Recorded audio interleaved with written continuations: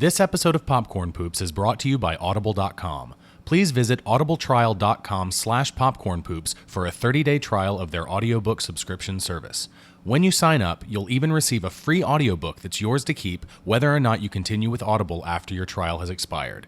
That's audibletrial.com/popcornpoops for your free audiobook.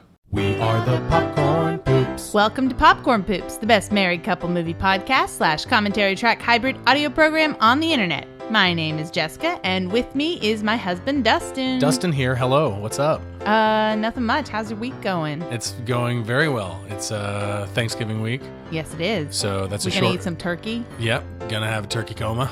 Turkey coma. Turkey coma. Looking forward to turkey coma. Short work week, so looking forward to that, and looking forward to eating an irresponsible amount of food. Yeah, of course, as every good holiday. That's what I'm thankful for. An irresponsible amount of food? Just gorging myself. Mm-hmm. That's a good thing to be thankful for.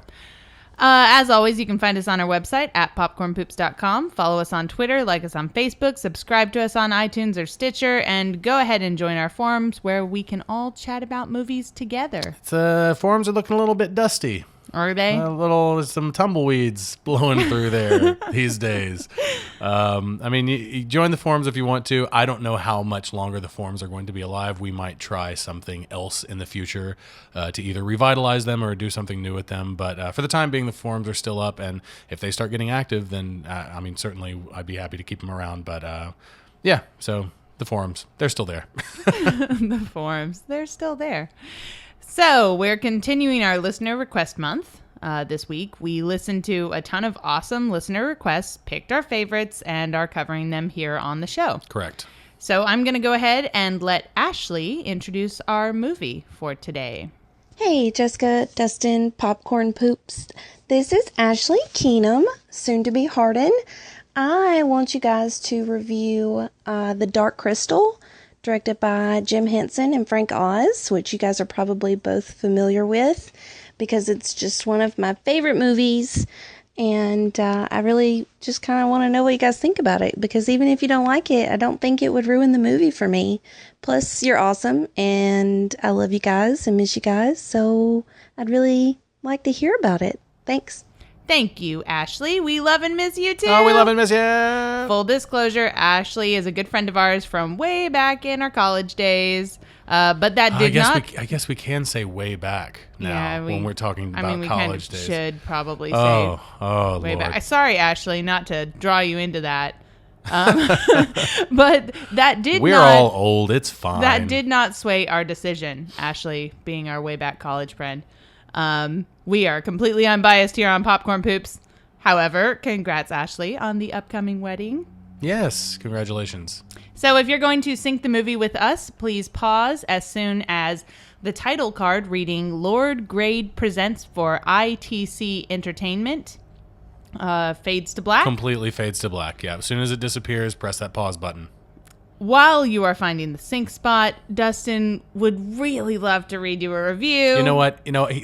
Listen here, listeners. We're on a roll. And it's not the kind of roll that I'm proud to be on. It's not the kind that you want to irresponsibly shove down your face. No. I would like to push this plate as far away from me as possible. We don't have any reviews to read, and that is a crying shame. It is up to you, our listeners. We can't write reviews for ourselves as much as we would like to, and yes, we are that vain, but we won't. We're not going to do that. We're not going to stoop to that level. So it is up to you to leave us a review on iTunes or Stitcher, and if you do that, then we'll read it on the show. No matter what the review is, you can say you can just say the word like fuck like 30 times in a row. Just copy paste it over and over again. We'll read it. We will read that. But that's up to you. It's in your hands, dear listener. If you do copy paste fuck 30 times in a row, you can also leave us 5 stars. It doesn't hurt you. If you do something like that, you kind of have to leave us 5 stars. It's just as like a favor, but yeah, we do encourage you to be honest with your review. But yeah, please jump over to iTunes or Stitcher, your platform of choice, and leave us a rating and a review. We'll be happy to read it on the podcast. It's time to start the movie. Sinkers, press play at the beep after the countdown. Ready? 3, 2, 1. And we're off with Jim Henson and Frank Oz's The Dark Crystal from 1982. Now, I've said this on the podcast before, and I can't stress this enough. 1982 was the year for genre films, and we're kind of getting close to running out. We've done so many movies from 1982 on this show. I think Have we? Certainly more movies than any other year I think we've done from 1982. And this is just another one. We did another one this month. What was it? What did we do last week? What was I don't know. Don't look at me. What did we do last last week? A long week? time ago. What did we do last week? What movie did we do? Um, Holy shit, Blade Runner.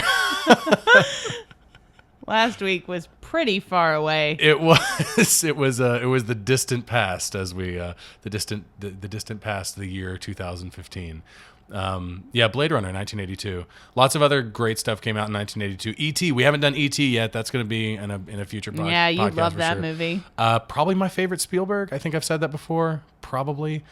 We've done Spielberg before on the show, but that was Hook, and I was Hook. So we are starting this movie here with. Go ahead. I think you want to say something. About No, I was just. go I ahead. mean, it's been a long time for both of us since we saw this movie, and surprisingly, I realized that this was not a childhood movie for you. It was not. This was definitely a childhood movie for me. Yeah, my childhood was more like the fantasy film of my childhood was definitely The Wizard of Oz, which we covered on a podcast already.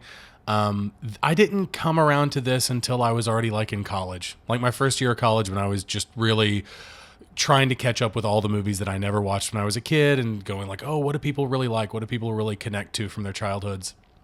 And this was one that continues to come up even to this day. It's one of those, along with like Return to Oz and things like that, Yeah. like weird And then fantasy Labyrinth and too, of sci-fi. course. Labyrinth, of course.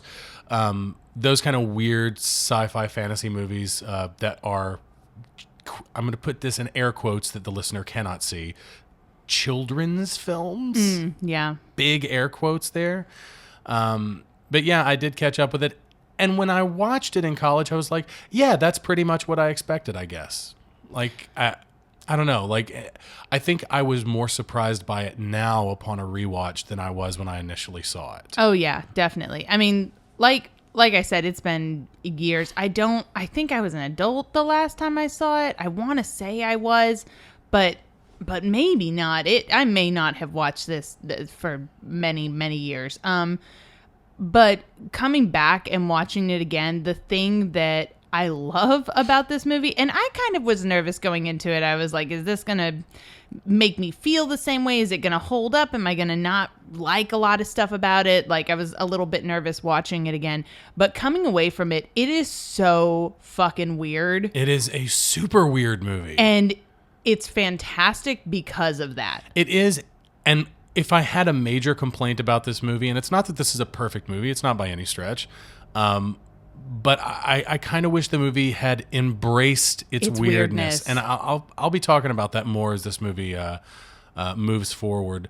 But I mean, even this opening, like this opening this opening sequence. that we get, where we've got like all this like symbolism and parallelism going on here between the Skeksis and the Mystics, which also we're seeing a lot of like geometric symbolism, which is going to play throughout the entire movie. Yeah, And we just saw like Dissolve, here- where we see the suns fade, the circular suns fade into a diagram that is clearly a diagram of this solar system, which we see repeated later on when Aughra has a model of the solar system in her laboratory or whatever you want to call it.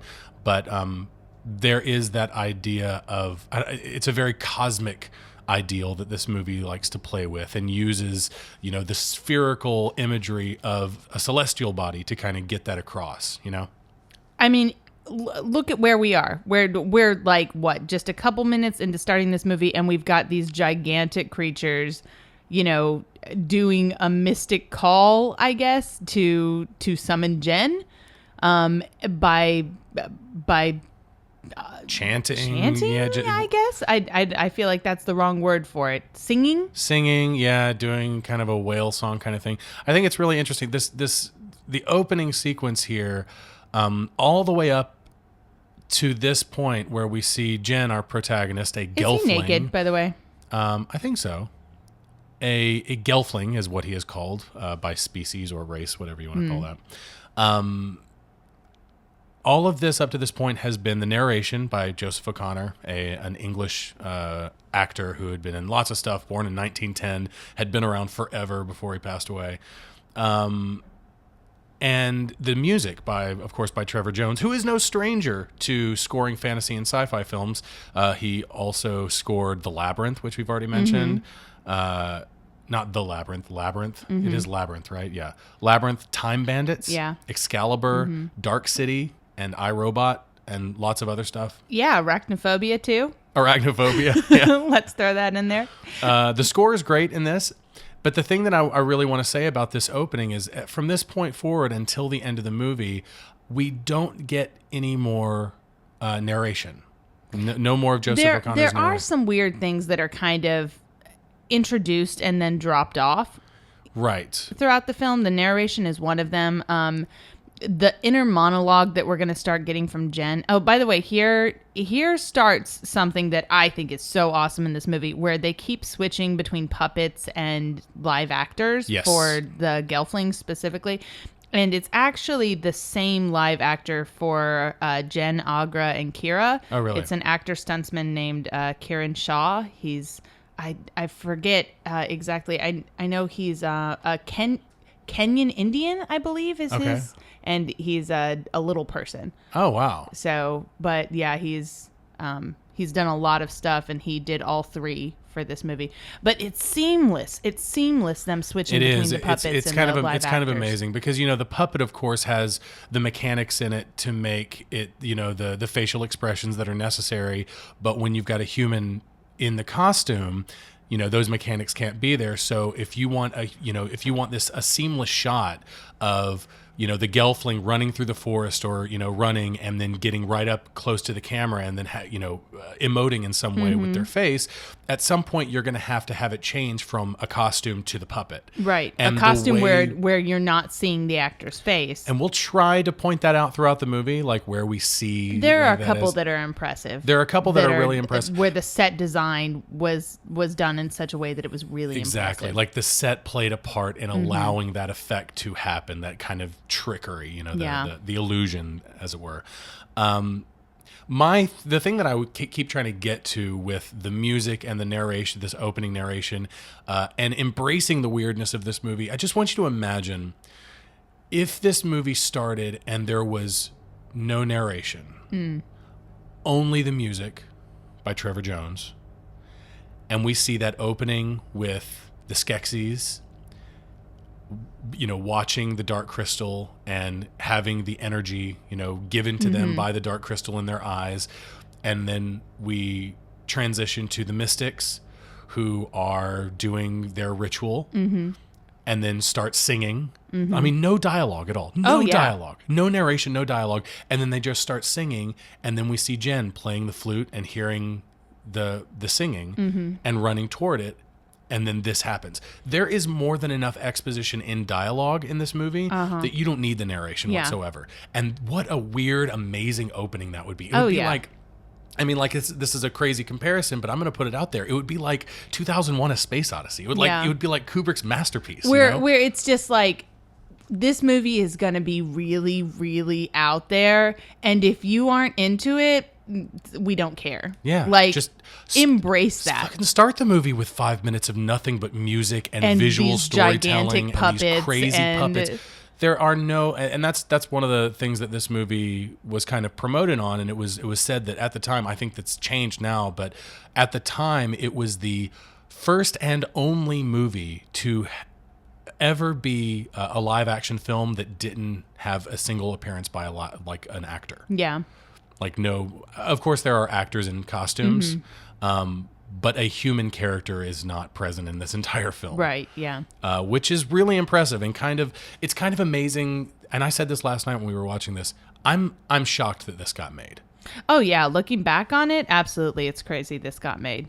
Because even not being as weird as I would even want it to be, it's still super, super weird. Oh yeah.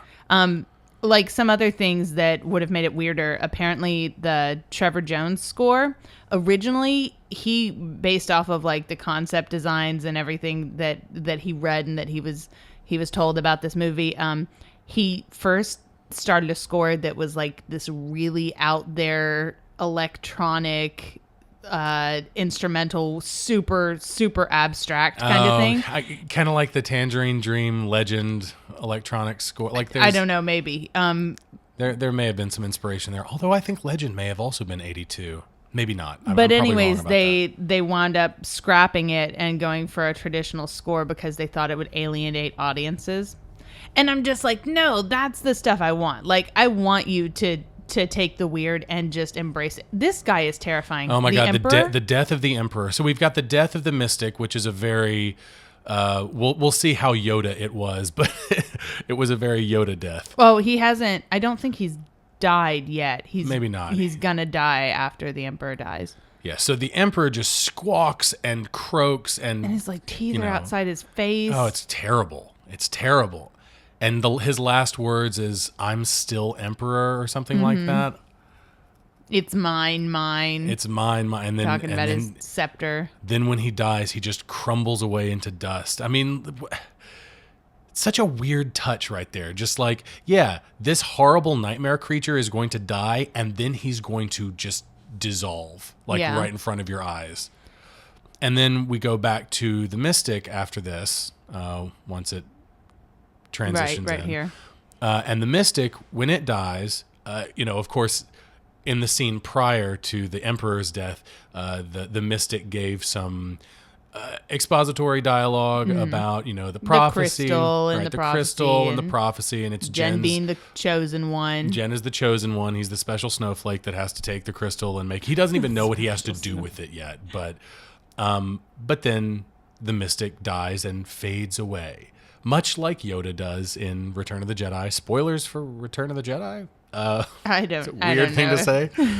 That's necessary. But that's just the first instance of Yoda in this movie. There's a lot of Yoda here. And that's something I want to get across, is that this is just a movie populated with Yodas. Well, and a lot of the reason why, right? Frank Oz? Well, I mean, yes, and Henson himself. Henson aided the makeup artist, Stuart Freeborn, in the creation of Yoda for Empire. That makes a lot of sense. And Frank Oz was Yoda's puppeteer and voice. Yeah, I knew that. And, I mean, Frank Oz was the original voice for Aughra, who we haven't met yet. Mm-hmm. And apparently, Aughra's original voice was pretty much just Yoda. Oh, yeah. And then, they got they got an actress to actually play Aughra. I don't have her name on hand, but I'll come to it later. But you can even see in her performance I hate that line. The influence from Frank Oz's Yoda-esque performance, because she's still kind of got like there's a Yoda thing to her, like how she'll say a line and she'll go, like that. Yeah. That's a Yoda thing. Yeah. Or maybe it's just a Muppet thing, but I don't know. I feel like there's a lot of Yoda in a lot of these characters, and that's fine, but getting some beautiful shots here. Well, we're getting some beautiful shots of the English and Scottish countryside. So the line that I hate kind of marks the beginning of the one thing that I don't like about this movie. So there was that bit of when Jen starts out on his journey, and there's this bit of like really awkward inner monologue narration where he's like, "I'm not ready to go alone," and then like a second later he goes, "All right, alone then." All right, now I'm ready. And it's just like, we might have paced that with something in between. Because as it is, it's kind of got the pacing of a Monty Python joke, right? I don't want to go alone. All right, going alone then.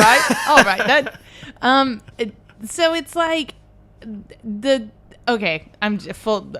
We're just gonna say it. I really kind of hate Jen. I do too. Jen's a terrible character, and it's just it's hard to pinpoint, but it's that dumb innocence thing that's just. I guess I think it's the Buffy the Vampire syndrome, where like Jen is just surrounded by so many more interesting things. That you don't care about. You Buffy. Don't care about like fuck Buffy, right? Right. Yeah, but Buffy's she's also really mopey too toward the end, which is part of the problem. Jen doesn't get mopey, but he's just, I don't know. He's just not as interesting as the world around him, and I think I would hate him a lot less if it weren't for the inner monologue. The inner monologue stuff about drives me out of my mind. It's terrible.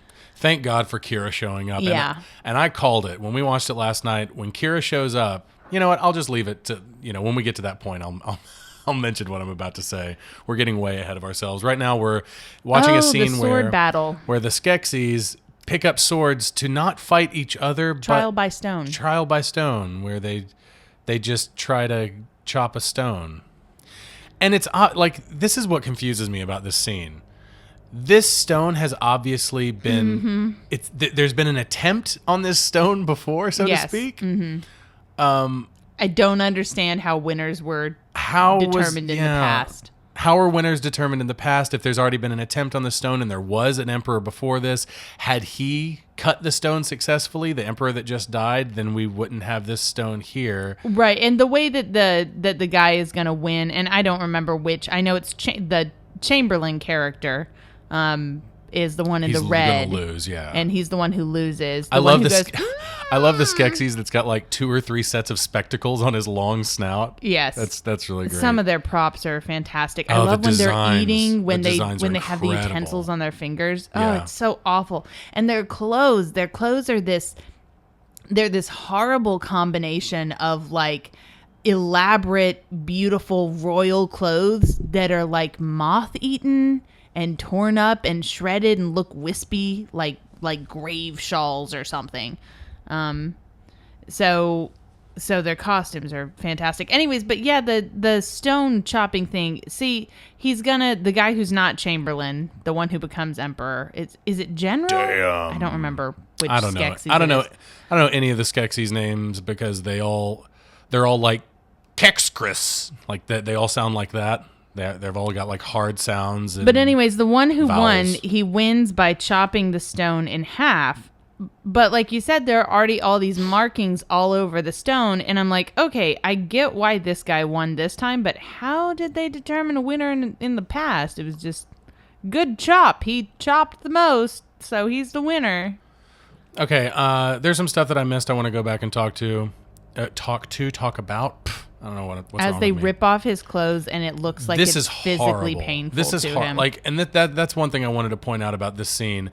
As they're ripping off the Chamberlain's clothes, just imagine this were a group of humans and they were stripping a human to shame and exile that human. It wouldn't be in this fucking movie. As a kid, I always felt like they were physically hurting him too. Yeah. I felt like they were pulling off his feathers or something like that. Here's one design element that you can't see hardly at any other point in the movie, but they've got like these little chicken arms underneath, like behind their other arms, like where their shoulder blades are. It's gross. Man, they're hideous. They're just awful. You know, the Skeksis originally, and as for the Gelflings as well, actually a lot of the creatures in this movie, but the Skeksis most notably, in the original version of this movie, had their own language. Like their own shrill, screeching, squawking language that was subtitled. If they're not terrifying enough as it is, just imagine that. I'm telling you, though, embrace the weird. I agree. I agree that I want to see the version with all the Skeksis subtitled and no narration or inner monologue. Or definitely no inner monologue. No narration, no inner monologue. Skeksis with their own language. In fact, give me some more foreign languages. Give me some Let's do more our own made-up creature fan languages. edit of this Oh my god, movie. that's such a good idea. Yeah, so Henson, every time I watch this movie, I always think about my childhood and how you don't have this experience, so I can't really relate it to you, but this movie made me physically uncomfortable as a child. Yeah, Return to Oz did the same thing to me. Yes, that's it's another one. It is the same feeling. It's another one where I was kind of mesmerized by it, but at the same time, it made me have bad feelings too. Yeah. It scared me a little bit, and not just scared me, but just it was dark. You know, it was not a happy movie. And so there were things about it when I think of this movie and I think of my relationship with it as a child, it was a movie that it's hard to say I loved it as a kid because Are there any children's movies that are like this today? Can you think of any that like kind of go there? I don't know. I mean, I'm sure there is stuff. I'm sure after where parents will, have a better understanding of children's movies today. We don't watch as many of them now. The designs of the Gartham are really pretty awesome, and they it makes me wonder if the Gartham were kind of inspired by the Omu in Hayao It Miyazaki's sure look like them a little. Nausicaa of the Valley of the Wind, But or vice versa. The dates are off, right? Well, the manga began the same year that this came out in '82, so it's probably just one of those cases of like creative coincidence that we talked about last week. Yeah. I heard the costumes were so heavy. Like an idea gets out in the ether and it just gets picked up by people. Right. I mean, across borders, across the cultures. planet. Yeah. I mean, it's why every culture has a vampire story. Every culture has a dragon creature. And a Cinderella story. Yeah. Too. Yep.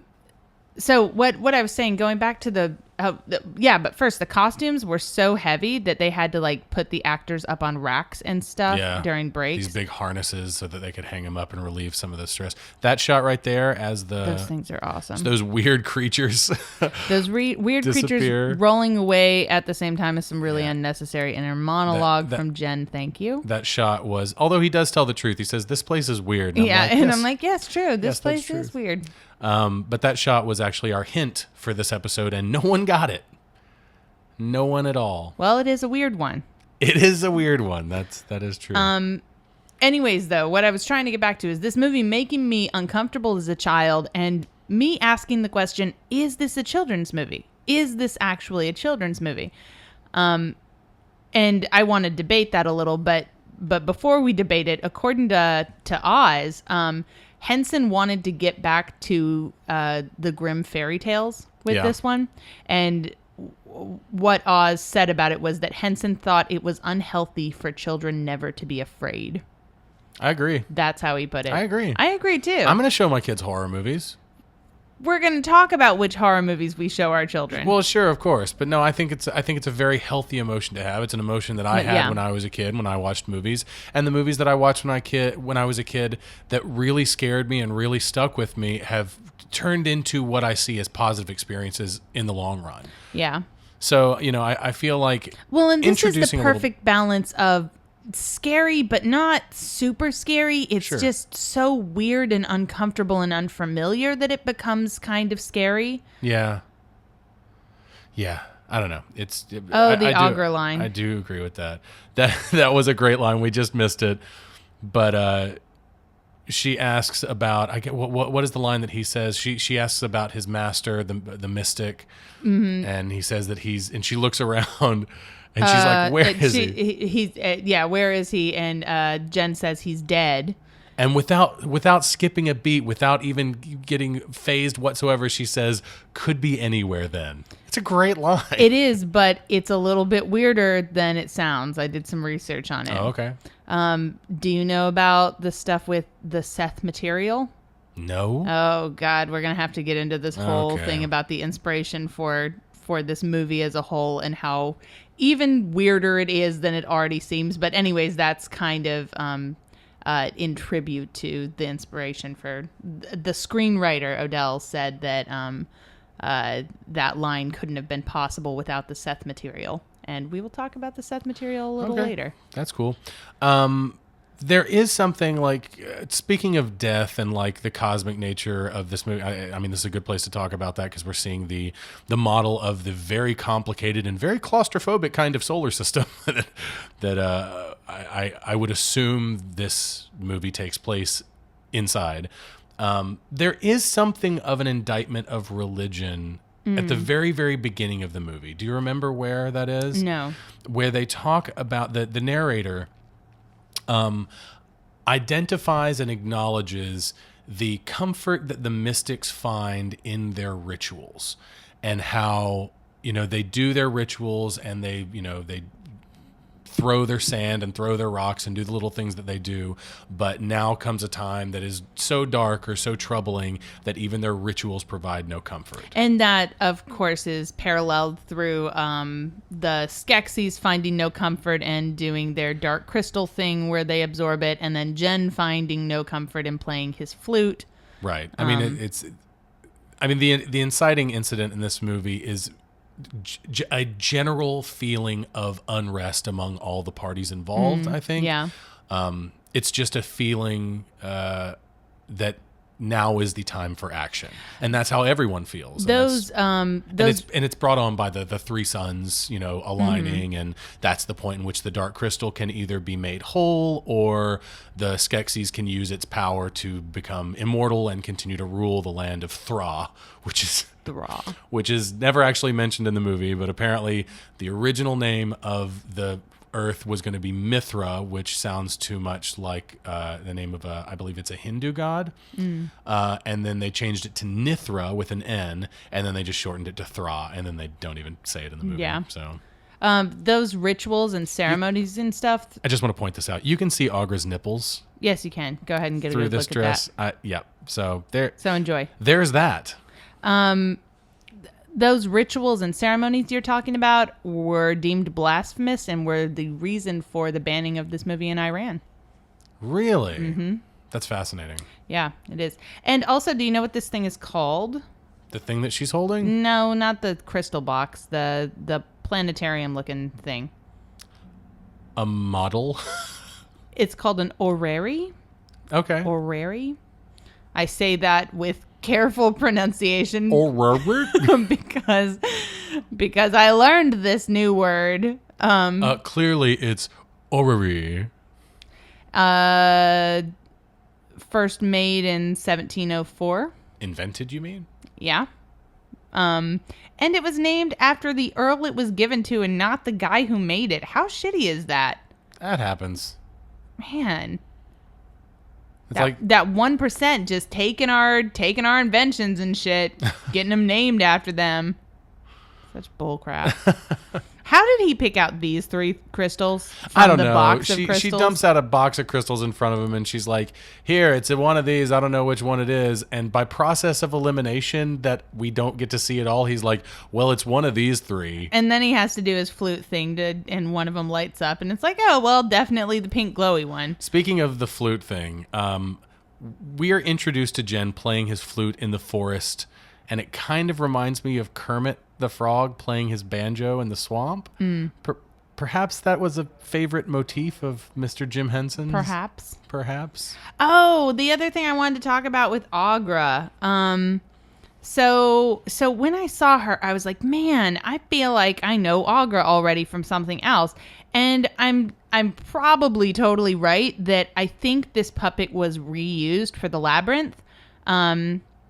That scene where Sarah finds her room in the junkyard, you know what I'm talking about? Yes. And there's the old scavenging goblin carrying all the stuff on her back. Yeah. The garbage lady with like all the stuff on her back. Yeah, I'm pretty sure that the Aughra puppet was of course changed, but was reused for that character. I don't know, because I had the same thought, and I looked it up. I looked up what the trash lady looks like, and it's very different. It is very different, but I read somewhere that a lot similar. of puppets were reused for Labyrinth. Like the podlings got turned into goblins. Oh, really? Yeah, and there are some other things too. Check this out. Look, this is Oh yeah, this is the best one. This is an actor rolling down this hill. Kiran Shaw. And then he goes into the bushes and surprise, comes out a puppet. And it happens again in that shot. So we've got the cutaway here to Jen watching Aughra's place burn down, into the bushes and out as a person in costume to run away. I mean, fantastic. The set was designed so that you could make that illusion happen. And that's great. That's what movies are about. That's magic. Mm-hmm. It's learning how to deceive your audience. It's a magician, it's a magician's work. Jen, the design of Jen, I have to say that pretty much across the board, I love the character designs in this. I do have a favorite. I'll mention it when it comes up. But Jen looks pretty derpy. I mean, on the spectrum of derp, he's way down to the derpiest end. And he's kind of got this is 1982, so keep in mind that Michael Jackson didn't look like he Michael. He kind of looks like Michael Jackson and sounds like Michael Jackson. But like not what Michael Jackson looked like in then. 1982. It's kind of prescient, right? It's kind of prescient of how Michael Jackson would end up looking. And even his, not just his visage, but the voice as well. It's the voice too. It's the diction and like the pitch and all that kind of stuff. Look at that swamp tree getting up and walking out. This pan right here is maybe my favorite pan in the movie. I mean, there's there's so much going on. There's so much life there happening. Like right here. Oh, this little buddy's gonna run, and then oh no, don't go there, buddy, because it's actually a giant toad it's thing. Amazing. Look at all that. It's so fantastic. It's just endless. It's just like creature after creature. All of the flora and fauna is alive. It is a truly living forest, and it's so amazing, beautiful, and super weird. But yeah, that scene. Jen, I did want to say, Jen also has a hint of Steven Tyler. Can I just say that? Just a hint. Okay, I can see it. Jen's dumb innocence that I hate was kind of like. In that scene back with Agra when he was in the lab, there was kind of like this moment that just sort of like pinpointed his dumb innocence and why I don't like him. Where Agra, she tells him what to ask her, and he asks it, and then after he asks it, he says, "You tell me." That's also the performance. I mean, there's a lot of Jen's the vocal performance delivered by the actor that I don't who did Jen's voice. Do you know who? Jen's not off the top of my head. I don't have it written down, but the vocal performance for Jen is not spectacular. One of Jen's early lines to his master, the mystic who dies, he says, "Master, don't leave me," and it's about like that. It's like, come on, once more with feeling. What? One more again. one more again. We gotta try one more time. Oh my God! All the creatures. Every shot. There's just something in every shot, and that's what makes this world feel like it's a real living. Like there's a thing that's actually. I was just about to say living, breathing, as we see a tree breathing in the background. Yeah. Do you see the tree breathing in the background? Yeah, the tree is breathing in the background. We have seen trees get up out of the swamp and move. Those vines are moving in the background, and we can assume it's not because of the wind. We can assume that they're just alive because everything in this scene is just alive. I love this forest. I've missed so many things that I wanted to talk about. We're gonna meet the best two characters in the movie. There's one. Who is that? That's Fizzgig. And Ashley specifically wanted to know my opinion on Fizzgig. She wanted to know what we thought of all the creatures, and I feel like we're talking about that. But Fizzgig is your beast, so go. Fizzgig. I just want a Fizzgig really bad, but I'm pretty sure we have a Fizzgig. We do kind of have a Fizzgig. Kiki, our cat Kiki is kind of looks like Fizzgig. Pretty close. It's pretty close. Yes, she is very Fizzgigian in nature. She's a golden chinchilla Persian, so she's just like poof this time of year. Especially right now, yeah. Anyways, yeah, I'm pretty sure every girl wanted a Fizzgig when I was a kid. And like now, still as an adult, I still want a Fizzgig. And I read that Henson wanted Fizzgig to be a boyfriend repellent. Okay. You mean a cock block? That's yes. The technical term for it. The technical term is cock block. In contrast to the idea that a pet helps you hook up. Okay, interesting. Well, I mean, it works. I guess it works the other way for a female. If a female has a pet, then the pet can be a cock block. But if a male owns a pet, it becomes a wingman. Oh, okay. So you're going like a whole different notion with this. Yeah. So if the male owns the pet, it's a wing. Different rules. Right. It's a wingman. If a woman owns it, it's a cock block. Okay. Right? Is that okay? Okay. But Henson was just saying Fizzgig is a boyfriend repellent. So okay. That cock works. block. That works. I did want to note that this is a ways back now, but after the mystic dies, the rest of the mystics take that mystic's things and they make a circle around it and they say, receive your belongings, and then like all of his stuff disappears to go be with him in the afterlife, I Right, guess. yes. Which to me is a really, really strange focus on materialism For the group that's supposed to be anti-materialism. you would think. You would, I mean, No, I guess specifically. do they say Specifically, that? not in the movie, but like in the creators talking about the movie, they talk about the Skeksis are materialistic and the Mystics Yeah. are not. Yeah, I mean, obviously the Skeksis desire power and And things. I and mean, things. things They have- like look at they their take away their clothes as a Yeah. form of punishment. yeah. No, you're absolutely right. It is kind of That a is weird. is a weird thing. Especially I noticed that. when the Skeksis like don't bring the clothing, like they steal the clothing and the scepter from the dead emperor. Right. Which Because maybe you can see it like the Mystics give it back and the Skeksis steal it. yeah. So Well, it is also about like the physical item of the dark crystal. Like that's the focus. I mean, the shard, I guess, is the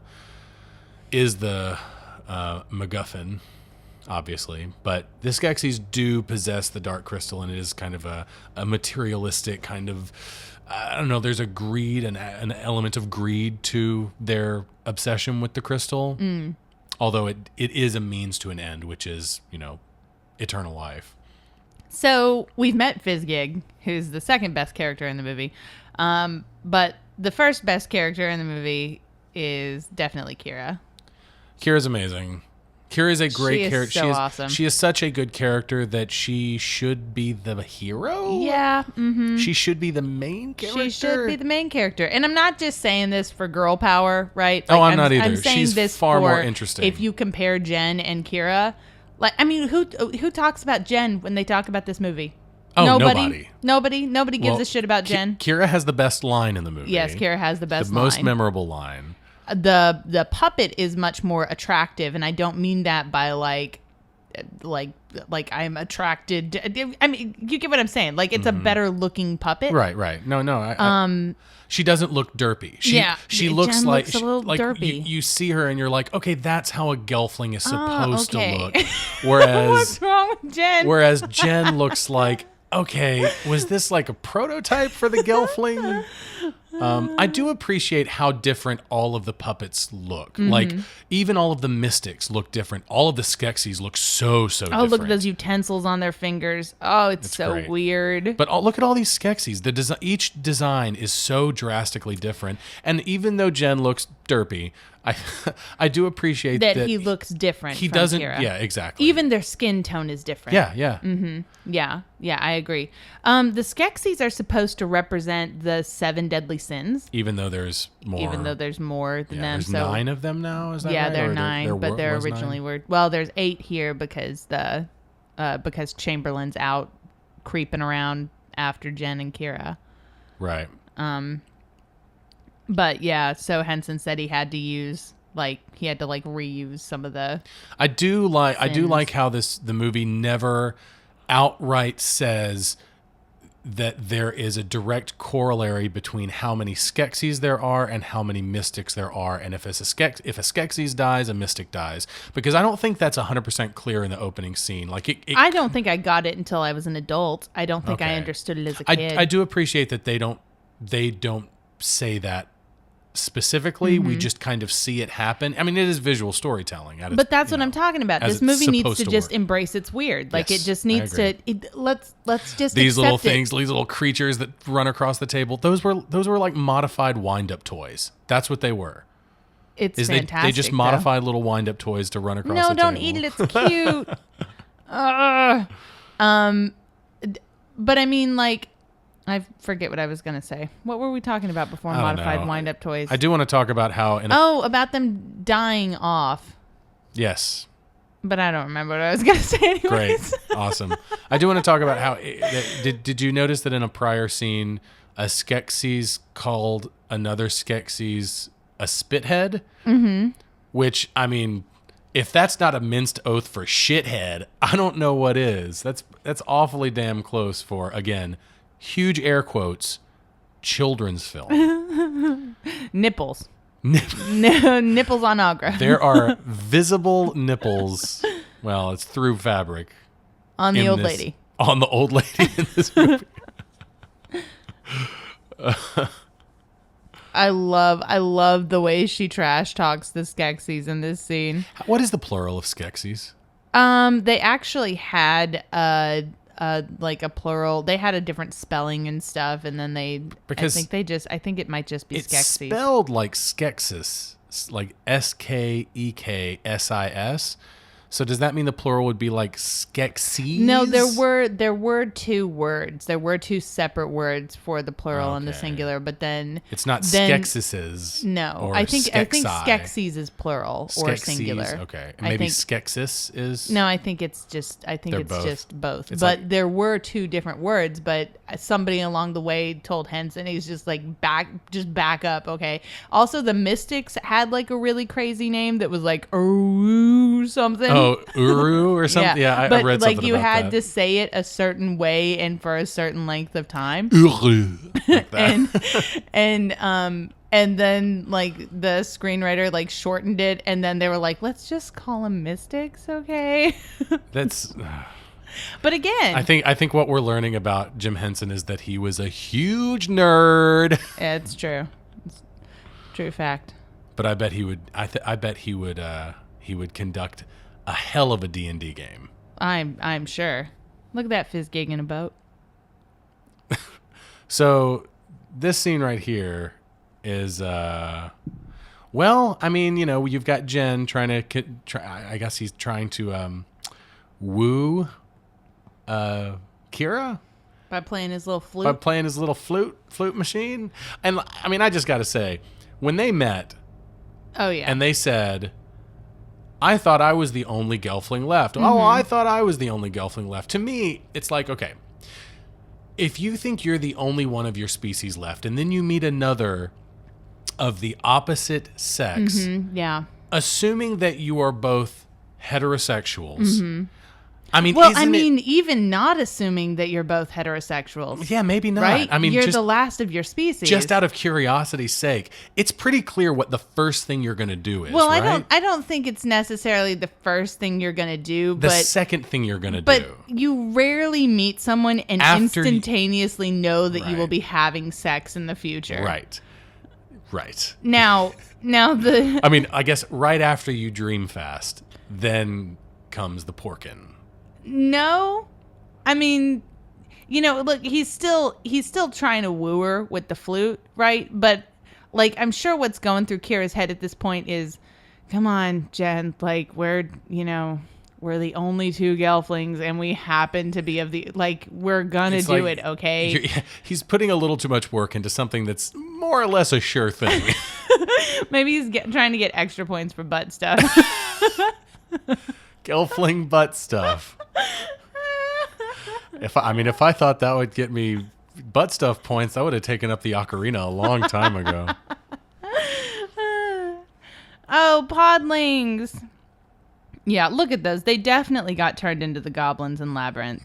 Well, and these are clearly proto-Fraggles. Oh my gosh, I mean, we are going to Fraggle Rock They are Town. so Fraggles. Come on down to Fraggle Rock. That's where we're at now at this podling party. I think after Return of the Jedi, it was I think it was like a rule in the Jim Henson Company that if you have puppets in a fantasy movie, that they have to have like a dancing and singing party with instruments. Yeah, kind of a requirement. I mean, they even do that in Muppet movies. Man, they really get into this party though. Like, there are people dancing on tables. There are people, just doing all sorts, drinking heavily. It's got to be alcohol consumption that's going on here. That's a dude in a barrel of alcohol. One thing I did want to mention, and I said I was going to get to this, once Kira shows up, she also introduces, or she actually, I guess you wouldn't say introduces, she signals the end of the internal monologue, as it is no longer necessary. Yes. There is no more, from the moment she arrives, everything that can be conveyed to the audience or should be conveyed to the audience can be told to her, through Jen. So we don't need the internal monologue anymore. Right. So it just totally disappears, which I think is, I don't think that Jen is unnecessary as a character. I just feel like their roles maybe should have been flipped, and maybe the second Gelfling should come into the picture earlier so we don't need the internal monologue. Or And maybe Kira's the main maybe they character. both should. I don't know. There are some issues here with Gelflings for me. So the Podling language is based on Serbo-Croatian, Okay. and audiences fluent in Polish, Russian, and some Slavic languages can understand a lot of the words that the Podlings speak. That's awesome. Yep, That's super awesome. isn't it? I did like the. What do you think of this? This battle of the ocarinas that's going on right now. I mean, it is an ocarina battle right now. If dueling banjos isn't enough to make you want to open a wrist or two, try dueling ocarinas. Am I going to steal your joke here? I don't know. Go ahead, steal my joke. So the Gartham are all doing the Kool-Aid Man entrance right Yeah. now. My joke was the Gartham know exactly one kind of entrance, the Kool-Aid Man. Oh my gosh. Look at Fizzgig. Every time he comes up on the screen, I just want you to look at him.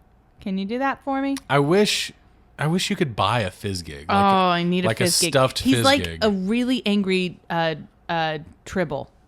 Yes, And he larger. is. He is. He's an angry Tribble with a big mouth. But like, even then, when he opens his mouth totally It's wide, kind of terrifying. yes, because he's got like 2 rows of teeth. It's like down his awful. throat. It's awful. Oh, yeah. Jim Henson was kind of the master of making what the Japanese would call the kimo kawaii, which is like the terrifying yet cute Yeah. thing. I wouldn't put the Skeksis in that category necessarily. No. But Fizzgig, I would say so. Yeah, Fizzgig is definitely Kimo Kawaii. And look at these podlings in this basket. No, baby podling that kind of looks like an alien. That's okay, we saved him. The podlings in the basket is awful. The way they stuff them in there, it's really, really unfortunate. Oh, we missed a potential reference to the Lord of the Rings while they were rowing on the river. Oh, yeah. The crystal bats. We Yeah. see we see a crystal bat flying in the sky, and Kira, as a puppet and not as an actor, uses a kind of it's kind of moving into the territory of uncomfortably long arm, like puppet arm, kind of flails around a little bit and shoots a rock up at the crystal bat. And she says that the crystal bats, whatever they see, the Skeksis see, which are very similar to the Crabine from Lord of the Rings, which are like the crow creatures that. They're the things that Saruman uses to spy on the party. Yes. I think that they pop up in the movies in the Fellowship. In Fellowship, of the yeah. Ring, It's when it's that scene where they take a pause from running. Which one? And Legolas is all like, "Oh, look at the skies," and Gimli's like, "It's a cloud," It's a dark cloud approaching. and it's not. Yeah.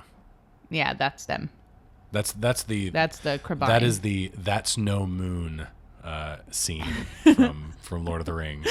That's no cloud. It's a Crabine Crabine flock. swarm. Somehow far nerdier than Star Wars. Yeah, I mean, is it though? Yes, it is. Okay, fine. Yes, it very much Fine. is. Fine. There are 9 left, right? Yeah, there are 9 mystics left. Yeah. So there are 9 mystics left and of course 9 Skeksis left. What? Did they do it? Yeah, that's a good question. They've just escaped a perilous situation, and we have this morning shot of them lying in each other's arms. I think they've... Oh, there is some internal monologue going on here, by the way. Oh, I guess there is. Maybe not. Maybe he's talking. No. Shit. God damn it, Kira. I guess You didn't save us. you can't solve every problem in this movie. She looks sick. Kira looks a little sick. A little.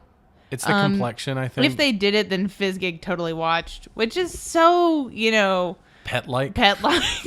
That's a pet's job, is to eat, sleep, and shit and watch you fuck. That's what they do. Oh, I love the ruins that they find. And they find Gelfling ruins and they explore them. I mean, yeah, just like right here, you've got a puppet and an actor in the same frame. You know, in the foreground, you have Kira here, and then, you know, a second ago we saw Jen, who is at that time being played by the actor in costume. It is seamless, though. It's a great illusion, and like unless you're really, really paying close attention to it and looking for it, this is absolutely the kind of movie that you can just let completely wash over you. Oh, yeah, and just absolutely. get totally absorbed into the world. And there is kind of an uncanny valley that goes along with these puppets too. I realized that this time when I was watching it. I think that's what I don't like about the especially Jen's design. It's especially with Jen. I was going to say that earlier. I think you touched on it when we were. I guess it was in the scene where we met Aughra. I think I don't Uncanny know Valley. what it is. I think Uncanny Valley is definitely the realm in which this movie kind of plays with the uncomfortable. Right, because we know they're real, but they're not alive, and they're not things that are actually in the world. And so there's this really awkward feeling that kind of comes sometimes from watching them move and having us, you know, we're supposed to suspend our disbelief and believe that they're real while we're watching this movie. And it kind of makes this weird uncanny valley kind of feeling. So we've got a scene here where Jen is translating these symbols written on the wall. And I just think it's always very convenient when foreign writing just so happens to rhyme in English.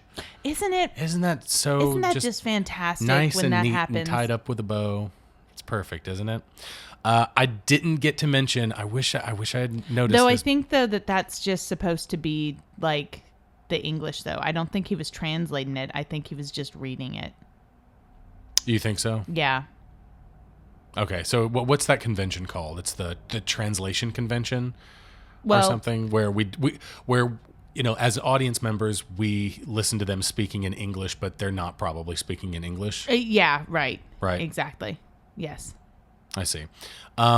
These are something I missed during the Skeksis feast. Aughra just stealing shit in plain sight.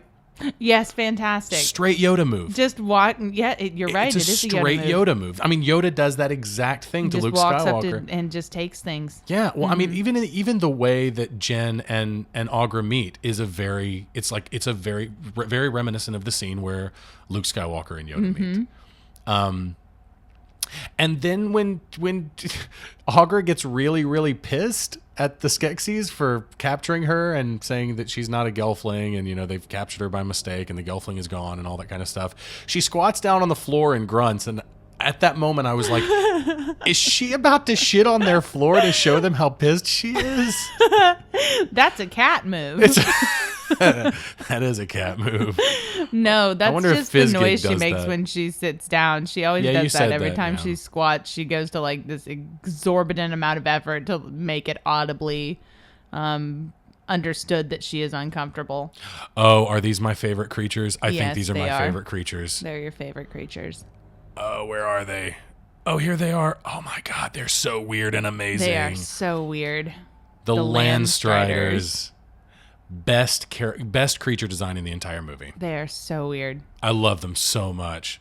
And think of the effort that had to go into people in this costume. I mean, is it two people on two different sets of stilts, or is it one person bent over on four stilts? It's got to be one person. It's one person on four stilts, and you can see how it works. Like you can look at the creature and say, I know exactly what this is, but fuck, is it such a cool, weird, unsettling idea.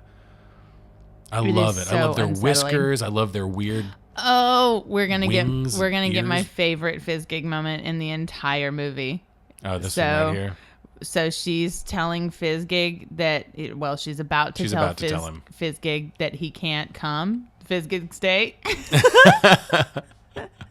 And he just screams. And I like how Fizzgig jumps onto the Landstrider because it's clearly just someone throwing the puppet up there. Yep, that's it. It's wonderful. I wonder how many takes that took. It's like just throw it up there. Just throw Fizzgig. It's fine. Just throw it. Just throw it up there. Oh, but it's amazing. And they've got the puppet strapped to these actors' backs. Yeah, it's really fantastic. And also really weird, which is kind of the whole movie. I wish we got more movies like this. I really do. And I feel kind of, I don't know, I feel like I'm kind of allergic to that nostalgic fanaticism that goes with movies like this or like Labyrinth or stuff. I'm not on the Labyrinth bandwagon. I don't care for that movie. I need to watch it again. It's been many years since I've seen it. I watched it a couple of years ago. I never was like super, and I always loved this movie a lot more than Labyrinth. Right. But Labyrinth also kind of lived in that realm for me of sort of like uncomfortable in my childhood, but also I enjoyed it in my childhood. I mean, did you watch it as a kid? No. Well, that's another part of it then. Yeah. I think for me it's nostalgia. So, but I mean, the first time I watched this, I was just like, yeah, that's fine. It's what I expected. But this time watching it, I really like this movie. Man, this scene is awful where the podlings are possessed. Well, not possessed, but they get their soul, their energy, their essence. Their essence gets taken from them. And I mean, I say possessed because like their free will and everything is taken away from them. Like they lose all their emotions and everything. It's just really uncomfortable to watch because this podling, like the way he's breathing laboriously, the way he's sweating, the way I mean, the depiction of fear is like, I know this is a puppet, but it's real. It is real fear. It's visceral. God, and the way he just sinks in and it's awful. Yeah. It's totally awful. And that there's something physical that's coming out of them, this essence that's being dripped into a bottle. To quote the nostalgia critic, a family picture. Man. It's brutal. It's very brutal.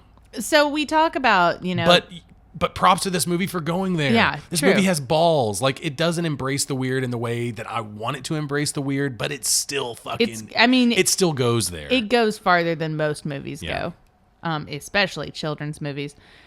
So we were talking about, like, if we want to see more movies like this today. I do have to say... That scene officially trumps the child corpse in Hocus Pocus for most fucked up thing in a children's movie that we've covered on the podcast. Yeah, true. Officially. But go ahead. I'm sorry getting his essence taken from him. So we were talking about, wanting to see more movies like this today. Now, there are things in this movie that if they were to occur today, we would scoff at them and we would be unhappy with them, but I think because this was the early 80s and fantasy was where it was, that things that weren't so terribly cliche were okay to get away with back then. Right. Such as like The Chosen One. Right. The Prophecy. I mean, prophecy's been used in fantasy. Sure. All the way back to, Oedipus, but like, the whole Chosen One thing, like these days, if you type the word Chosen One or not even type those words, but just like somehow get across the idea that your protagonist is a chosen one and you query anybody with anything, you're going to get a big fat no. I can't get away from the Gartham looking like the Omu. Like they're very reminiscent of that to me. Well, and the way they travel together and stuff, too. Yeah. And the way their legs move when they're running fast. Man, look at those Landstriders go. I love that she is the one who goes to battle. Yes. I mean, these two characters... She's the stronger character. Right. She's the one who fights. She's the one who has a practical knowledge of the land, who is worldly, who's experienced. And he's the character who plays music, who can read, who knows math and shapes and things like that. It's a big flip. It's a big subversion. It's nice. It is. And here in a scene or two, they're basically going to take... all of Kira's agency away from her and just turn her into a trope. By having her be kidnapped? Well, she gets kidnapped. I don't have a problem with it though. She escapes of her own ability because of her own Sure, ability. Sure, but she has to be kidnapped in the first place, and then she becomes motivation for the main character by dying. She becomes the woman. That's true. I mean, she That's becomes the true. woman in the fridge trope. Like that's what that is. That's true. At So the end. she not only that, she becomes a damsel in distress. She becomes the woman in the fridge, and the thing that I have to ask about this is that why couldn't she be the hero? Like if even based on the prophecy as we know it, that a Gelfling is going to be the one to, save the world or whatever, why can't she be that Gelfling? Yeah. And of course, right here, she has the best line in the entire movie where Jen says, "Wings? I don't have wings." And she says, "Of course not. You're a boy." Yeah. It's great. It is the best line. It is the it's best one line of in the the best lines in like fantasy movies in general. Although it doesn't really make it as far as like girl power lines in movies. I think that of "I don't have wings, of course not, you're a boy" is like right up there with "No man can kill me." Right. Rips off the helmet. I am no man, and everyone's like, "Fuck!" Yeah. Pretty fantastic. Right up there. But like her understanding of their physical bodies and his lack of understanding of what girl parts are. That's what doesn't really make sense to me, is that how would she know what a male Gelfling has or doesn't have, and how would he not know? But I think that's because of their education. She was raised by podlings, right? And maybe she has some memories of her Gelfling parents that he doesn't have. But she was raised by podlings, and we can assume that the podlings are dancing, they're singing, they're drinking probably alcohol. They just seem more physical. They seem more interested in things of the body and science. Okay, right. And so what this movie is saying, she then is educated by people who would tell her about penises and wings and stuff, whereas he is educated wings and dicks. he is educated by the mystics who just taught him how to read and do math and whatever, and are just like, don't worry about the dangly bits down below or the wings or lack thereof. So it's the religious zealots that are the anti-education group, right? I feel like you're twisting my words around somehow. Am I? I don't think that's what I was saying. Are you not? No. Okay. No, I'm saying that the mystics really didn't care about sex, but the podlings probably do. I mean, look how many podlings there are. Okay. Actually, in this scene coming up right here, this is where Kira gets kidnapped, and I guess Jen escapes. Right? Yeah, that's right. But I mean, look, he's grabbing at both of them, and Jen, for all they understand, dies. And Kira and here's another one. Mm-hmm. And here's another shot here where they don't tell you outright, but they just show you that if a Skeksis gets harmed, right, or dies, then a mystic must also be harmed in that same way or die. Which I gotta say reminds me of a movie that came out much later after this movie, but is definitely one from my childhood, and that's Dragonheart. Okay. That's a Dragonheart. Like, as soon as I saw that, I was like, oh, Dragonheart, starring Sean Connery and Randy Quaid. Not Randy Quaid, Dennis Quaid. That would be a fucking funny movie. Dragonheart starring Randy Quaid. Anyways, yeah, I think I love that, though, that the Skeksis, like, when they are hurt or later in the movie when they are killed, that the same happens to the mystics. It's fantastic, and it's at the heart of what this movie is trying to say, because we never fully enjoy it when the bad guys are when our vengeance is taken upon the bad guys. Right. We're never allowed to enjoy it, because the moment we see Chamberlain get stabbed with that crystal and we're like, yeah, get him, Jen, that's right. Then we see it happen to one of the mystics and we're like, oh, no, wait, no. We don't like. No. And so that idea of all of us being connected, all of us being human. I mean, I know we're portraying it through metaphor here, obviously, but that's what, in my opinion, that's what all fantasy is just a gigantic metaphor for real life. It's just a way for us to talk about the same things, but put some distance. Mm-hmm. So the inspiration for this movie, in February of 1978, Jim Henson and his daughter Cheryl found themselves stuck in an airport hotel when Kennedy Airport was struck by a New York snowstorm. They spent time working out the details of the world of the Dark Crystal on numerous sheets of hotel note paper. These notes became the inspiration for the Dark Crystal's screenplay. Work on the film didn't begin in earnest until 1979, after the completion of The Muppet Movie, which came out in 1979, which was shot in Los Angeles. The Dark Crystal, however, was shot back-to-back with The Great Muppet Caper from 1981 in England. So this was, this was a movie coming out of a studio that did 2 Muppet movies back-to-back. And this was their next big thing. It's like, here's the Muppet Movie, here's the Great Muppet Caper, here's the Dark Crystal. What? Yeah. And you know that when this came out, that's really what they had to hang their hat on, was the Muppet movies. Mm-hmm. How do you market this movie? I don't know. I heard it did well, though. It did not do that well in the States. Oh. It did really well in Germany and Japan, where it was the #1 grossing movie of the year. Yeah, in both of course of those Japan countries. loved this movie. Of course Japan loved this. It's fucking weird and has puppets in it and shit. So if you're talking about the inspiration for this movie, let's try to understand the weirdness at the heart of this movie a little bit. So, screenwriter David Odell talks about, a famous quote from him is, "The spiritual kernel of the Dark Crystal is heavily influenced by Seth," and that is a reference to, he means Seth, the Seth material, which I'm going to explain in a minute. But I've always felt that the idea of perfect being split into a good mystic part and an evil materialistic part, which are reunited after a long separation, is Jim's response to the teachings of that book. Jim admitted that he didn't understand the book himself, and that everyone would understand it or not understand it in their own way, but he thought it opened up a whole different way of looking at reality, which I think was one of his goals in the making of the Dark Crystal. Okay, so now you need to understand what this book is. The Seth material. The Seth material is a collection of writing dictated by a woman named Jane Roberts to her husband over the course of 21 years.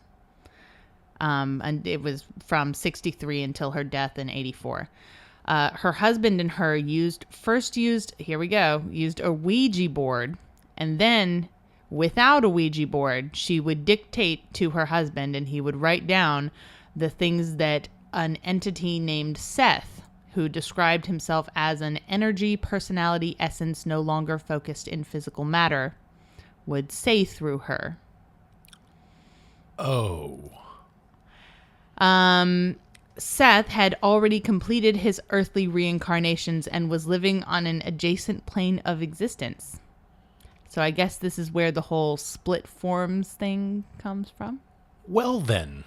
Henson had multiple copies of this book and made Brian Froud, is that right? Mm-hmm. And Odell read it before working. Wow. And Odell, that line by Agra, that Agra says where she's like, he could be anywhere. Yeah. He said specifically that line wouldn't have been possible if he hadn't read the Seth material. That's pretty fascinating. Super weird though, right? Well, thank God for crazy people, I guess, is what you can take away from that. So in this scene right here, we see Kira using her powers of talking to the animals. With her special language. With her special language, of which at this point I assume she knows like 3 or 4, right? And, I was getting on to you about the translation thing, but I guess I kind of thought that she would... No, maybe she's speaking the Podling language? Maybe. I don't know. But what we've determined with this scene is that... And here's another... We're going to see another visual... right, because a visual representation scientist, of slave master Skeksis just died. Yes, and one of the mystics died. They look and keep moving. And just keep walking. Very sad. But with this scene, we have determined that Kira can communicate with animals on top of fly, and she's at least bilingual, and she's hella good with a slingshot. Mm-hmm. And Jen can do what? Read? Yes. And doesn't know the difference between girl and boy parts. I guess not. I guess that made butt stuff kind of obligatory and perhaps accidental. Didn't it? That's all he was expecting. That's all. Was just butt stuff. Just butt stuff. Hilarious. So this whole movie centers basically, or the climax of this movie, it's building up toward what they're calling the Great Conjunction, which is the three suns that align, colloquially known as the Conjunction Junction. And yeah. Yes, that's what Schoolhouse Rock taught me. Yeah. You don't laugh at my jokes anymore, and that makes me really sad. I laugh at some of your jokes. The ones that involve butt stuff. Because butt stuff is funny. Conjunction Junction isn't funny. Okay. I never thought Schoolhouse Rock was funny. No, it's one of those things. And it's a little old for us, even for us. Yeah. It's before our time. It's a little before our time. That is true.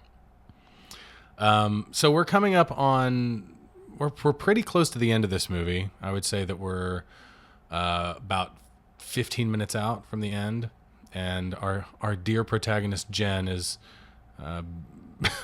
being roughed up by the Gartham. Oh, here's some more trivia about Jen. Jen was originally supposed to be blue.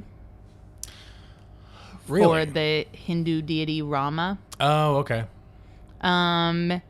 And then also Odell says that Jen is Henson's projection of himself. Really? In this movie. Mm-hmm. So Jim Henson, a tall, skinny, burly, bearded man, thought of himself as a small elf boy? Who doesn't know the difference between girl and boy parts? I know that feeling, Jim. I'm right there with you. Henson funded the release of this movie with his own money, too. I believe that. He's crazy enough to do that. Or was. Rest in peace. Did you know the early drafts of the script featured Jen and Kira traveling through the underworld, where they encountered a race of underground mining creatures? This concept was later integrated by Jim Henson into Fraggle Rock, and served as the partial basis for the story of The Power of the Dark Crystal, which is the proposed sequel that was supposed to come out a long time ago, that was supposed to be directed by Genndy Tartakovsky, who famously worked on Dexter's Laboratory. I think he created Dexter's Laboratory, maybe. Did the great Star Wars Clone Wars micro-series, which is, to me, one of the best things that ever came out of the prequels. Most recently he did, I don't know besides Jar Jar, of course. Yes, besides Jar Jar. The most recently he did the 2 Hotel Transylvania movies, the first of which I saw and enjoyed, the second of which I haven't seen and haven't heard good things about, and I'm wondering why he's continuing to do like these studio movies when it's high time he does one for him. Right? I forget the filmmaker that talks about it. It might be Guillermo del Toro or maybe Steven Soderbergh. I'm not sure, but there's a famous filmmaker out there who his MO, I guess, is one for them, one for me. One for them, one for me. He'll do a big studio picture, and then he'll do something personal. I think Genndy Tartakovsky has missed his personal picture, and he needs to get back to that, and I think that's probably what The Power of the Dark Crystal was. The last I heard, the concept for The Power of the Dark Crystal was going to be all of the backgrounds would be animated traditionally, and there would be puppets in front of it. That's cool. Puppets combined with traditional animation, which I think would be fantastic. For the story, I know as I understand it, the sequel is still in pre-production, but it's going to be based off of a book written specifically for a contest to write a prequel story, and it's going to be set in a Gelfling gathering in the Dark Crystal world. Thra, as it's known. The book that won this contest was titled The Ring of Dreams, and it was picked from almost 500 submissions.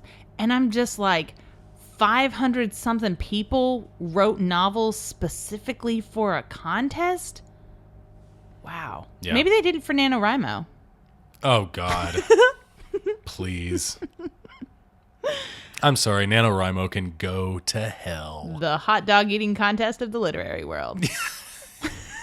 It is. I believe one of your professors said that, and Yes. I retweeted it the other It's day. fantastic. And it's true as shit. So Apparently, they were selling T-shirts at the big Lit convention over the summer. it is occupational tourism at its worst, and absolutely devalues what people work hard to do every single day. So Because No, everybody can do it. Keep doing it. Let's just go. don't fucking do it. I mean, it should be NaNoWriMo. It should be read a fucking novel. Yeah, that's a good idea. Before you start writing a novel, read a fucking novel. Or a few, Yeah, maybe. read a couple or four before you decide to write one of your own. That's a different topic for a different day. It is. I'm getting worked up. So here we've got. I love this imagery that's going to come up here, where we're going to have Jen on one side and Kira on the other, and then the Skeksis like in between them around the Dark Crystal. Yeah, we're setting it up here, but there's one shot that I really like that'll happen later. Oh, I misspoke earlier. I said that this was the highest-grossing film of the year in in Germany and Japan. It was actually France and Japan.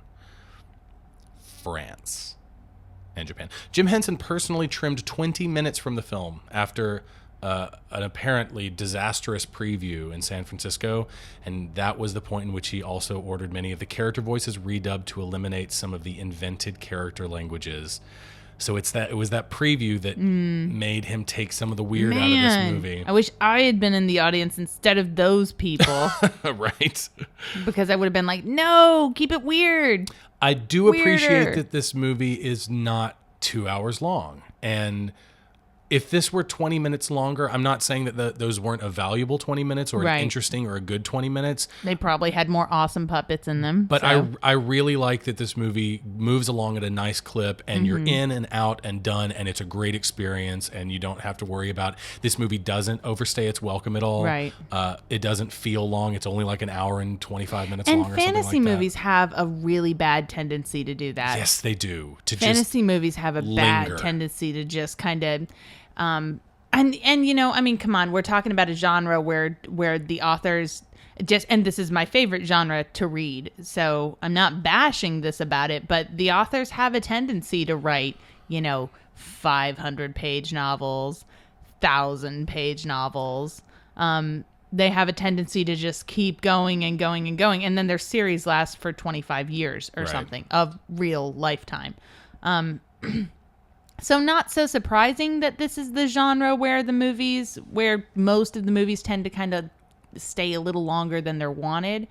But they don't all do that. I said earlier that Mithra was a Hindu god. It's actually a Persian god. I should have known that. You should have known that. Why didn't you correct me? It's your fault.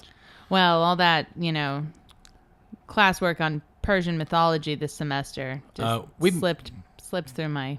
We've mentioned him, but I don't think that we've properly given Brian Froud credit for No, we basically all of the designs in this movie. Yeah. All of the incredible creature designs and the production design and all that kind of stuff, all of the locations and everything. That's basically all Brian Froud's work, done single-handedly. Of course, working hand in hand with Jim Henson. Yeah. He's a fantasy illustrator. That's who we're talking about. But I mean, the design work in this movie, we can't stress it enough. It is really, really impressive. Unbelievable. Yeah.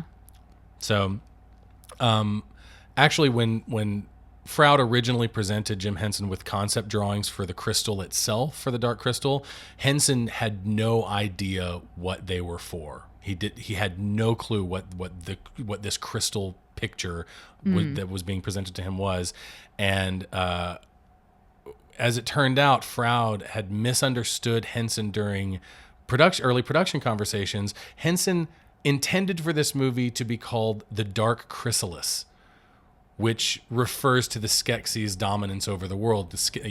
Chrysalis being like a pupal stage, or Right. like a cocoon. cocoon, right?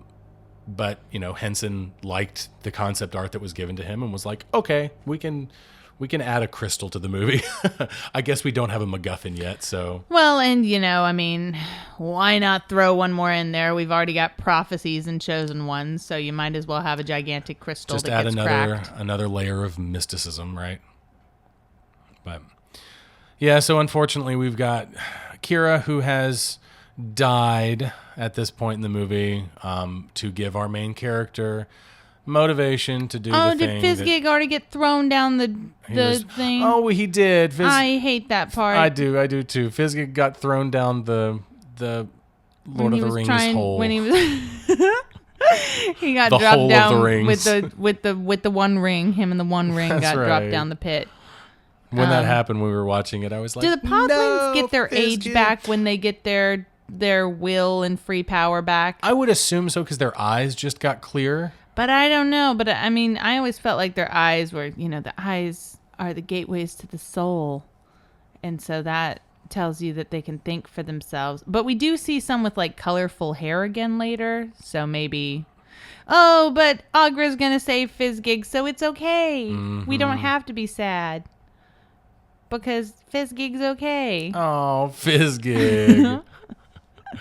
I'm glad you didn't die. You're A too horrible cute to die. death. Yeah, a horrible fiery death. just a little closer to that flame, and that little puffball would just. We are, like we mentioned before, we are proud owners of a puffball. are proud owners of a golden chinchilla Persian, and we also really love candles, and our cat's fascination with candles is frankly terrifying. Because we know that all it takes is just a little too much curiosity, and we've got just a running fireball in our house. Oh, it's so true. So we have that to look forward to. We someday. haven't talked about the Mystic costumes. No, the Mystic costumes are pretty fantastic. And again, as I understand, were very heavy. Mm-hmm. Very, very heavy. I read somewhere that Henson, when he tried to put them on, he could only keep the position for like 5 or 10 seconds with the costume on, because they have like all of it, like the head and stuff is apparently rested on maybe one arm. Yeah, I mean that's why invariably the kind of performers that you get to put on these kind of costumes and do this kind of work are acrobats and professional dancers and people who move for a living. Yeah. It's not as simple as just put on the costume. just put on the and costume move and it. bend over and walk around. It's not like Yeah. that. We're talking about hours and hours on set in these costumes, bringing these creatures to life, and it's not easy. And they get so little credit for it. Oh my God, so little credit. But they're really doing the work. Yeah. And this is, I love this ending. This movie totally lands the weird ending. It is totally a weird ending. And I totally dig it. I want to talk about this ending here where the Mystics have used the crystal, the completed crystal at the Conjunction Junction, to reunite with their Skeksis counterparts, right? The Skeksis representing evil, the Mystics representing good, and coming back together. Their goal was to bring the two back together, right? Not to rule the world as Mystics, not to get rid of the Skeksis, but to rejoin. Now, I say that to say that one of my complaints about fantasy in general is that morality is portrayed as a binary. Good, evil, black, white. And that's something that doesn't gel with my personal philosophy. I mean, Lord of the Rings is at all. That's a perfect example of that. That's one of my biggest complaints about Lord of the Rings is that its morality is a binary. Right. So to see fantasy that intentionally subverts the trope to say that a world with both good and evil in varying shades of gray is the true nature of things, that's very, very refreshing to me. And I think that another person who's doing that right now, who's very much getting a lot of credit for it, is George R.R. Martin. Yeah, of course. And what he's doing with A Song of Ice and Fire. Now, while this movie does that thing on kind of a lore level, right? I mean, everything is super symbolic, right, and kind of in your face symbolic too. Right, it's a very broad and it's sweeping and painted in large strokes, right? So you might say broad strokes rather. Martin's works do that more on a character level, right? Where you can even the characters that you assume are the most evil of the evil become sympathetic, right? Yeah, absolutely. Joffrey? Is Joffrey sympathetic? In that moment when he's certainly pathetic. I was gonna spoil. I think that's what now. You were gonna spoil it. Yeah. No, I think that yes, spoilers for Game of Thrones, Song of Ice and Fire, if you haven't seen it. In Joffrey's last moments, I think that the best he becomes is pathetic. Yeah, true. Not But I mean, we feel, sympathetic. but we feel for him in that moment. We feel for him, do. and you know, as a human being. We feel more for Cersei, I think, in that moment too. But we're missing the end of this movie. We are missing the end of the movie, but that's the end of the movie. There's not a whole lot else to talk about. We should. That's my take on the ending. Well, no, and I totally agree with what you're talking about. Like there comes a point in this movie when there came a point when I was rewatching it, and I was just like, man, if the Mystics can do everything that the Skeksis can do, they can control the Gartham and all this kind of stuff, then why aren't they the ones in power? Why, if they're so good, then why don't they try to be in power? And that's the point. The point is that they are that side of good, but they are also, because they are so selfless, it's like they revert into themselves. Selfless? Is that what you mean? Yes. Selfless. Oh, okay. Selfless. That they revert into just inaction. Mm-hmm. You know, that they so little have any desire to rule or have power or whatever, that it becomes a form of inaction, which in itself is wrong. It's monk-like. Right, yes. It's the idea of the monk. It's the idea of the commune. It's where we are self-sufficient. We are content. We are in a vacuum. We exist in a vacuum because we have rejected the things of this world. We're not going to improve this world or anything like that. It's right, and there are all these mentality. Beautiful ideals in that. There are all these wonderful messages there, but they're messages that inevitably are not going to change anything for the better, because they are also messages of inaction. Right. And the selfish side is the side that takes power, that leads, that does things like that. And we see these kind of things, we see ambition as a negative quality, but without both of those qualities, then there will be no perfect place. Right. There will be no utopia, happy place with, green flowering, no more dark crystal, whatever, no right? Fizz gigs. No fizz. Well, I mean, there was fizz gig in the bad place too. Well, okay, that's true. But maybe there will be more fizz gig. More now. Fizz gigs. Oh, baby fizz gig. Anyways, we also didn't mention that combo thing. They're called Urskeks. There's a name for them. That. Okay, that's cool. Nice and weird, huh? Urskeks sounds like the name of a Skeksis. Kekakasklak. That's one of them, right? Anyways, any last thoughts about the Dark Crystal? I like it. Like it a lot more than I thought it would. Recommended. Good fantasy. Yeah. It's good. I mean, it's got little issues here and there, and we talked about those, but yeah, good That's stuff. Solid. Yeah. Fun movie. Good and weird. Good and weird. So that's it for Popcorn Poops today. Don't forget to find us at our website at popcornpoops.com. Follow us on Twitter or Facebook. Subscribe to us on iTunes or Stitcher. And maybe check out the forums, if you're feeling like it. I mean, yeah, if you want them to live on, then use them. Send us a review. Yes, also, rating and review on Also iTunes or that. Stitcher would be great. We need it for next week and for following weeks after And that. also after next week. If you want to help out the show and get a free audiobook, go to audibletrial.com/popcornpoops and sign up for the free trial. Or if you just feel like throwing money at us, that's cool too. We won't say no. We have a GoFundMe link on our website as well. Every week we feature a friend of the podcast. This week, our Popcorn Poops podcasting pal is The Conversations, a film podcast. So stick around after the show for a few words from them. What are we watching next week, Dustin? Next week, we will be wrapping up our month of listener requests with John Amiel's 2003 film, The Core. So I'm looking for... I've never seen it. I've never seen the movie, so I don't know if I've seen it. Am I looking forward to it? Maybe. I don't know. We'll find out next week. It could be terrible. It could be great. Who knows? I think it's going to be bad, though. But the audio recording request was fantastic. Yes, it was. So We'll be thus. playing that as well next week. Anyway, so that's it. We will catch you next week. Take care. Bye-bye. We are the Popcorn Poops. Hi, and welcome to our ad. I'm Max, And I'm Sam. and we like to talk about movies. We combine casual conversation with knowledgeable analysis and trivia. In our podcast, The Conversations, a film podcast.